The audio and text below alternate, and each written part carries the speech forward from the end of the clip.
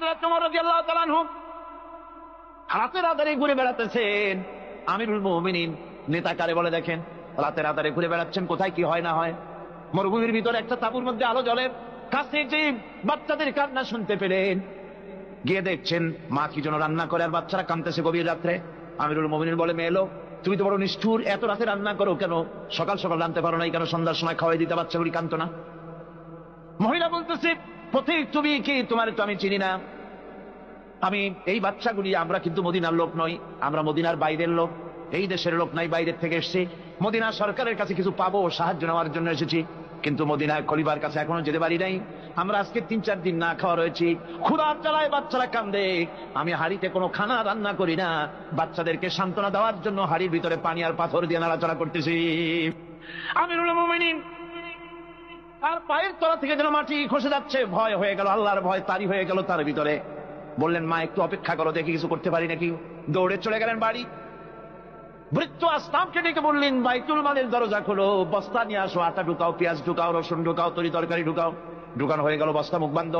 আমিরুল মুমিনিন বলছেন, আসলাম এই বস্তাটারে এবার আমার মাথায় উঠাইয়া দাও। হযরত আসলাম বলেন, হুজুর এই বস্তা বহন করার জন্য আমি খাদিম তো হাজির আছি, আপনি নেবেন কেন? আমিরুল মুমিনিন বলছেন, দেখো যেই দৃশ্য আমি দেখে এসেছি, কিয়ামতে আমারে আসামি বানানো হবে, তোমারে বানানো হবে না, কাজে আমার বোঝা আমার মাথায় উঠাও। আটার বস্তা মাথায় নিয়ে অর্ধেকটা পৃথিবীর প্রেসিডেন্ট আমিরুল মুমিনিন দৌড়াচ্ছেন। মরুভূমির ভিতরে তাঁবুর ভিতরে ঢুকে এই বস্তা খুলে দিয়ে আটা বের করে দিলেন, রান্না করো। তরকারি নিজে কুটে সাহায্য করলেন, রান্না বান্না হয়ে গেল।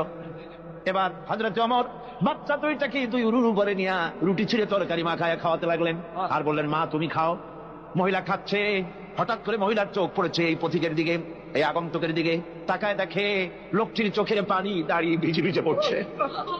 মহিলা বলতেছে, ও পথিক তুমি কে? তোমার তবে চিনি না, তবে আমার মন বলে, তোমার ব্যবহার দেখে আমার মন বলে এই মদিনার সরকার আমিরুল মুমিনিন খলিফাতুল মুসলিমিন ওমর না হইয়া তোমার মতো মানুষ হলে বোধহয় ভালো হতো। হযরত ওমর নিজের পরিচয় দিয়ে নিজের বাহাবা নিতে চাইলেন না। তিনি বললেন, মা তুমি আগামী কাল খলিফার দরবারে যাবে, সেখানে আমাকে তুমি দেখতে পাবে। পরের দিন মহিলা কষ্ট করে যখন দরবারে চলে গেছেন, যে দেখেন কি সর্বনাশ, রাত্রিবেলায় যিনি বোঝা বহন করে নিয়েছিলেন তিনিই তো খলিফা। মহিলা কাছে গিয়ে করজোড়ে দাঁড়ায় বলেন, আমিরুল মুমিনিন রাতে আপনি আমার জন্য কষ্ট করেছেন, আমি বিরুদ্ধভাবে আপনার কাছে মাপ চাই, আমারে মাফ করে দেন। হযরত ওমর বলেন, মাপ? উল্টা আমার কাছে মাপ চাইও না, তুমি বলার আগে আমি খোঁজ নিয়ে যে তোমার খাবার পৌঁছাইতে পারি নাই, এই জন্য কিয়ামতের দিন আল্লাহর দরবারে ওমর রে আসামির কাতারে দাঁড় করাইও না। নেতা, এই নেতা তৈরি করেছিলেন বিশ্বনবী জনাবে মুহাম্মদ রাসূলুল্লাহ সাল্লাল্লাহু আলাইহি ওয়াসাল্লাম। সম্রাট আকবর নাম শোনেন নাই? কোথাকার প্রেসিডেন্ট? ভারতবর্ষে। কত বড় নাম করা ব্যক্তি, দ্বীন ইলাহি চালু করলো,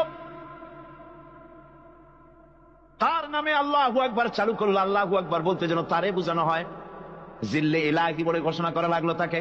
তার সামনে মাথা নত করার ব্যবস্থা করে দিল, কুর্নিশের ব্যবস্থা করে দিল। হযরত মুজাদ্দিদ আল বিসানি রাহমাতুল্লাহ আলাইহি এর বিরোধিতা করলেন। বিরোধিতা করার পরে সম্রাট জাহাঙ্গীর তার জেলের মধ্যে ঢুকাই দিল। তাকে যখন দরবারে দাওয়াত দিয়েছিল, একটা গেট বানালো যাতে করে তার মাথা নিচু করে ঢোকা লাগে। আল্লাহর মাহবুব বান্দা মুজাদ্দিদ আল বিসানি রাহমাতুল্লাহ আলাইহি তিনি মনে করলেন এখানে গেটটা নিচু করা হয়েছে যাতে করে আমি মাথা নিচু করে ঢুকি, আর এটাই সে কুর্নিশ হিসেবে ধরে নেবে।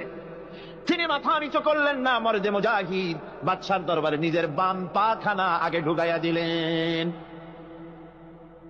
এই অপরাধে তাকে কারারুদ্ধ করা হলো। জেলখানার ভিতরে তিনি আছেন। কয়েক মাস পরে জেলার সাহেব চিঠি লিখেছেন বাদশার কাছে, যা পানা জেল তো হয় চোরের জন্য, ডাকাতের জন্য, বদমাশদের জন্য। কারে পাঠাইলেন জেলখানায়? মুজাদ্দিদ আল বিসানি নামক যে ব্যক্তিকে জেলে পাঠিয়েছেন, তিনি আসার পরে কয়েক মাসে আমার জেলের মধ্যে চোর আর ডাকাত যা ছিল সব আল্লাহর ওলিতে পরিণত হয়ে গেছে। সম্রাট আকবর সেকেন্দ্রায় তার কবর রয়েছে, কেউ জিয়ারত করতে যায় না। মুজাদ্দিদ আল বিসানি রাহমাতুল্লাহ আলাইহি হযরতে খাজা মুঈনুদ্দিন চিশতি রাহমাতুল্লাহ আলাইহির দরবারে আজও হাজার হাজার মানুষ কবরের কাছে জিয়ারত করতে যায়। দিনদার ইমানদার সৎকর্মশীল হলে আল্লাহ পাক তার মহব্বত মানুষের দিলের মধ্যে পয়দা করে দেন।